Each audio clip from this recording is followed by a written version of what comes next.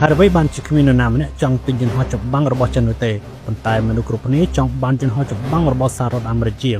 ឧទាហរណ៍យន្តហោះចម្បាំង F-16 មានអាយុកាលជិត50ឆ្នាំហើយប៉ុន្តែវានៅតែជាយន្តហោះចម្បាំងដែលប្រទេសនីមួយៗនៅតែចង់បានក្នុងតម្លៃក្រោម$30 លានក្នុងមួយគ្រឿងវាមានតម្លៃថោកបើប្រៀបធៀបទៅនឹងយន្តហោះចម្បាំងដទៃទៀតយន្តហោះ F-16 ត្រូវបានសាកល្បងក្នុងសមរភូមិពិតប្រាកដហើយភាពជឿជាក់របស់វាត្រូវបានបញ្ជាក់ឲ្យឃើញប៉ុន្តែហេតុផលពិតប្រាកដដដែលប្រទេសនានាជឿពីយន្តហោះចម្បាំងចិនអាចធ្វើឲ្យអ្នកភ្ញាក់ផ្អើលនៅពេលដែលអ្នកទិញសម្ភារៈយោធាចិនអ្នកត្រូវបានចងភ្ជាប់ជាមួយនឹងប្រទេសចិនខាងនយោបាយហើយដោយសារតែយន្តហោះចម្បាំងចិនភាគច្រើនគឺថ្មីពួកវាមិនមានប្រវត្តិប្រយុទ្ធលើសមរភូមិទេ